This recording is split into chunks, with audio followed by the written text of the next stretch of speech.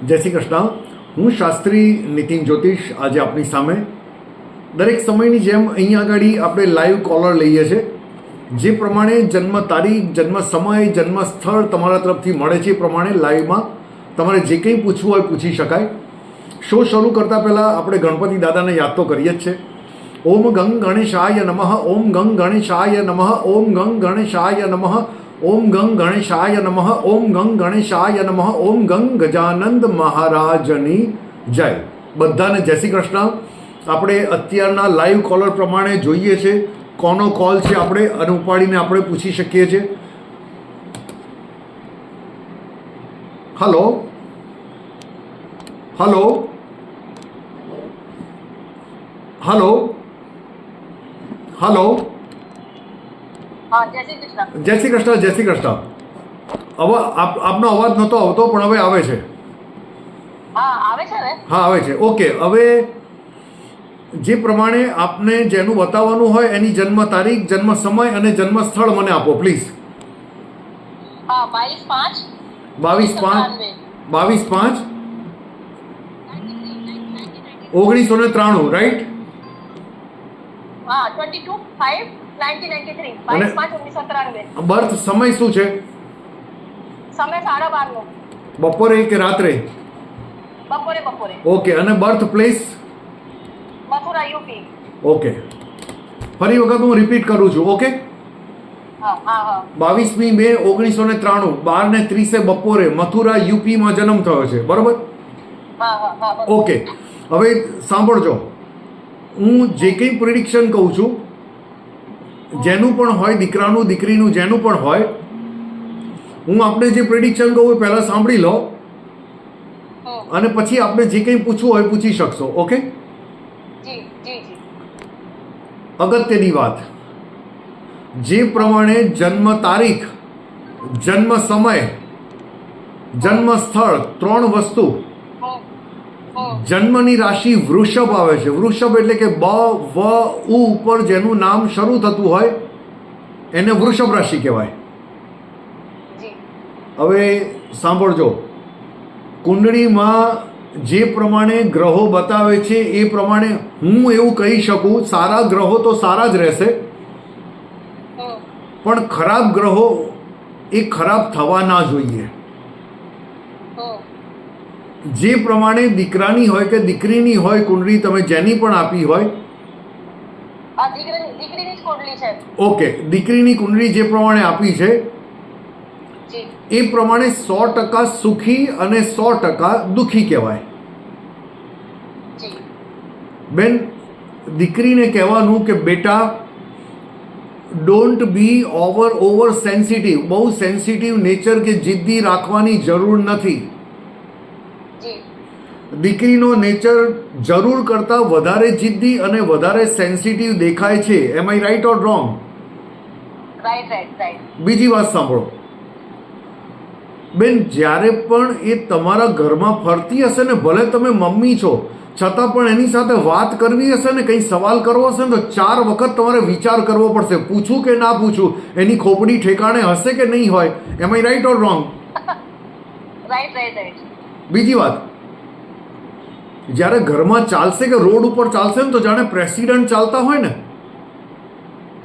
એવી રીતે પોતાની આઉટલુક્સ મેન્ટેન કરીને ચાલે. આમ કેવી છે કે તમે એના જેટલા વખાણ કરશો ને કે બેટા તું તો બહુ ડાઈ, બેટા તારા લીધે બહુ સરસ થયું, બેટા તે કીધું તું એટલે બહુ સરસ થયું, બેટા આજે તે રસોઈ બહુ સરસ બનાવી, બેટા કરશો ને તો બધું ગમશે. અને કંઈક આડું કીધું કે તું તો બેટા તારામાં અક્કલ નથી એટલે એની ખોપડી ગઈ. બરોબર છે. એટલે સમાની બહુ છે, રિસ્પેક્ટેડ છે.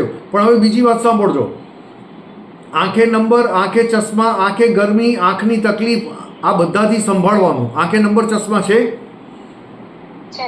ઓકે, બીજી વાત સાંભળો, આપના ઘરમાં નાની ઉંમરે કોણ એક્સપાયર થઈ ગયું છે? એક્સિડન્ટથી, સુસાઇડથી, માંદગીથી, કાં તો એબોર્શન, કાં તો કોઈ નહીં. ઓકે, તમે કુંવારા છો એમ સમજો, તમારી સાઈડે. ઓકે, તમારી મમ્મીને કોઈ મિસકેરેજ, એબોર્શન? ના, કઈ નહીં. તમારા ઘરમાં તમે ધ્યાન રાખજો, તમારા જન્મ પહેલા તમને કદાચ ખ્યાલ ના હોય, હમ. પણ તમારા જન્મ પહેલા એક્સિડન્ટથી, સુસાઇડથી, માંદગીથી તમારું ફેમિલી એટલે તમારા ભાઈ બહેનો સાઈડ બધું જ આવી ગયું. ઓકે, હમ. આ દીકરીનો જન્મ પિતૃદોષમાં થયો છે. અમાવસનો જન્મ છે એનો. હા, પણ પિતૃદોષમાં જન્મ થયો છે. પિતૃદોષ અચ્છા, પિતૃદોષ. ઓકે. એટલે સંભાળવાનું. બીજી વાત સાંભળો. જી. She can talk very nice like a lawyer. હમ. વકીલની જેમ બોલે, આર્ગ્યુ કરે, સવાલ કરે. Am I right or wrong? Right right right. બીજી વાત સાંભળો. બુદ્ધિશાળી દીકરી છે, હોશિયાર છે, પણ હવે એના જે માઇનસ પોઈન્ટ છે એ કહું છું કે sometime she feel very much happy, sometime happy હોય, sometime she feel so comfort, sometime she feel so discomfort. એનું માઇન્ડ પાણી જેવું બહુ રહે છે, વિમ્ઝિકલ, વેવરિંગ, આમ કરું કે તેમ કરું, તેમ કરું કે ફલાણું કરું. Am I right or wrong? Right right right. એ દરેકને ડિસિઝન આપે છે, પણ કન્ફ્યુઝ બહુ રહે છે, કન્ફ્યુઝ બહુ રહે છે. સોરી, એ કન્ફ્યુઝ બહુ રહે છે, કન્ફ્યુઝન બહુ રહે છે. હું એ જ કહું છું કે આમ કરું કે તેમ કરું, તેમ કરું કે ફલાણું કરું. પણ છે શું કે એ તમારી દીકરી આખા ગામને સલાહ આપે છે, પણ પોતાનું ડિસિઝન નથી લઈ શકતી. જી જી જી એટલે હવે તમારે એક કાર્ય કરવાનું છે જી. કે એની કુંડળી સારી છે, એ તો સારી છે, પણ દર મંગળવારે ગણપતિ દાદાને લાડુ અથવા કંઈ પણ ગળ્યું, ગોળ કે ખાંડ ચડાવશો તો પણ ચાલશે. પણ નીતિનભાઈ, મારા ઘરમાં બહુ મોટા ગણપતિ છે, તો મેં એની કાયમ પૂજા કરું છું. તમારા ઘરમાં ચાલશે કે મંદિરે જવું પડશે? હું ઘરમાં જ વાત કરું છું બેન. જી જી. મારા બહુ મોટા ગણપતિ છે મારા ઘરમાં. હું ઘરમાં જ વાત કરું છું. ઘરમાં ચડાવશો તો ચાલશે. જી જી. એટલે ઘરમાં દર મંગળવારે દીકરીનું નામ દઈ કે દીકરીનું કલ્યાણ થાય એ રીતે બોલી અને પછી એમને કરવાનું છે તમારે. બાકી બુદ્ધિશાળી છે, હોશિયાર છે. બીજું કેવું છે બેન, સમજાવું, એક પ્લસ પોઈન્ટ સમજાવું આ દીકરીનો. હું તો લાઈફમાં આમ કરવાની છું. બહુ ફોકસ વાળી છોકરી છે, બહુ ડ્રીમ વાળી છોકરી છે. એવું કંઈ નથી કે બેસી રહેવાની છે. એને કંઈકનું કંઈક કરવું છે, કંઈકની કંઈક એક્ટિવિટીઝ લાઈફમાં કરવી છે. Am I right or wrong? Right right right. ઘણી બધી બેસી રહી હોય, આળસુ જેવી છોકરી હોય, મારે કંઈ નથી કરવું, એવી નથી. બહુ એક્ટિવ છોકરી છે. એની બહુ સરસ જોબ પણ છે, એ દેખાવામાં બહુ સરસ છે એની જોબ. હવે જોબ કરે છે, બહુ સરસ જોબ, પોઝિશન બહુ સારી છે એની પોઝિશન, જોબ પોઝિશન બહુ સારી છે એની. સરસ કમાવે છે. મેં એટલે તો પ્રેસિડેન્ટ કીધું કે she is a very independent girl. Yeah. Right ને? હવે સાંભળો અગત્યની વાત. પ્રેમ ભંગ, સગાઈ ભંગ, લગ્ન ભંગ. પ્રેમ ભંગ, સગાઈ ભંગ, લગ્ન ભંગ. પ્રેમ થઈને તૂટી જાય અથવા સગાઈ થઈને તૂટી જાય, લગ્ન થઈને તૂટી જાય, લગ્ન ડીલે થાય, લગ્ન પછી તો એ લગ્નનું જે બતાવે છે ને એ થોડું ડિફિકલ્ટ બતાવે છે. મારે એવું જ પૂછવાનું છું કે હવે 30 વર્ષની લગભગ થઈ ગઈ છે, હમણાં એનો બર્થડે ગયો, એના લગ્ન ક્યારે થશે? એમને ઘણા બધા ઉપાય કર્યા, લગ્ન પણ કઈ લગ્ન થતું નહીં, કોઈ છોકરો એને પસંદ નથી થતો, એવું થઈ ગયું છે. હવે એક પ્રોમિસ કરવી પડશે તમારે. જી, લગ્નમાં બોલાવવો પડશે. જરૂર, ચોક્કસ.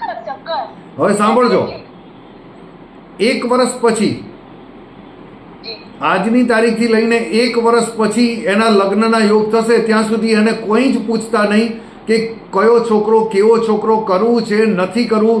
1 વર્ષ પછી એના ધી બેસ્ટ છોકરા સાથે લગ્ન થશે. ધી બેસ્ટ સરસ છોકરા સાથે 1 વર્ષ પછી લગ્ન થશે. હવે 1 વર્ષ પછી હમણાં નથી લગ્નના યોગ? ના, હમણાં નથી લગ્નના યોગ. 1 વર્ષ પછી જે લગ્નનો છોકરો મળશે ને એના કનેક્શન પરદેશના હશે. એટલે પરદેશ રિલેટેડ કામકાજ, એક્સપોર્ટ ઇમ્પોર્ટ, અથવા એ છોકરી બી પરદેશ જઈ શકે. આ બધા ગ્રહો બધા સારા છે. ઓકે. મેં તો મારા ક્લાસમાં બહુ જોયા, કઈ દેખાતા નહીં. પછી મેં એના મેટ્રો મોડેલમાં પણ એનો બાયોડેટા લખાઈ દીધો હમણાં 1 મહિના પહેલા કે બહુ થાકી ગયા આપણે શોધીને, કોઈ છોકરો એને પસંદ નથી પડતો, એવું થઈ ગયું છે. હવે હું કંટાળી ગઈ છું મેં હવે એની લગ્નના લીધે. હવે મેટ્રિમોનિયમમાં લખાયું હોય ને તોય ચિંતા ના કરતા. એનો મેં સમય આપી દીધો, તમારે ચિંતા ના કરતા, ડોન્ટ વરી. અને છોકરો ડોક્ટર, ઇલેક્ટ્રિકલ, ઇલેક્ટ્રોનિક, એન્જિનિયર, કોઈ સાયન્સ ફિલ્ડનો છોકરો સરસ મળશે. અચ્છા, એનું વૈવાહિક જીવન કેવું રહેશે એનું? અરે છોકરો એવું કહેશે કે હું બારણું ખોલું છું, તું અંદર બેસ, તું બારણું ના ખોલતી, તારા હાથ બગડશે. એટલો સરસ છોકરો મળશે. Thank you, thank you. એનું વય મંગળવારના ગણપતિના કઈ મીઠાઈનું, કઈ લાડુનું, કઈ ભોગ લગાડતા મંગળવારે નહીં? જે મંગળવારે ચડાવવું હોય ગળું ચડાવો. જી. આના આ છોકરી જે અન્ડરસ્ટેન્ડિંગ વાળી છે, જે સેન્સિટિવ છે, જે ઇન્ડિપેન્ડન્ટ છે, જે પ્રિન્સિપલથી જીવવા વાળી છે, એવો જ અન્ડરસ્ટેન્ડિંગ અને ડાયો છોકરો મળશે. અને કેરિયર વાઇઝ કેવું છે એનું? બેન, કેરિયર વાઇઝ જોવા જઈએ ને તો બહુ ફોકસ વાળી છોકરી છે. હવે એ બધું ભૂલી જાઓ. આ તો બહુ સક્સેસ છોકરી છે, લાઈફમાં બહુ સક્સેસ છોકરી છે. એનું તો કહે છે ને, કૃષ્ણ ભગવાનના જે જન્મ થયો ને રોહિણી નક્ષત્રમાં, આ રોહિણી નક્ષત્રમાં એનું જન્મ છે.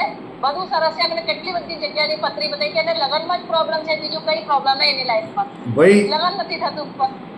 ભાઈ પણ એક વાત કહું, એક વર્ડ વાપર્યો ને મેં તમને, કે તમે શું કીધું, આ છોકરીનું ફ્યુચર કેવું છે? મેં આ છોકરી જબર સક્સેસ છોકરી છે. Am I right or wrong? Right.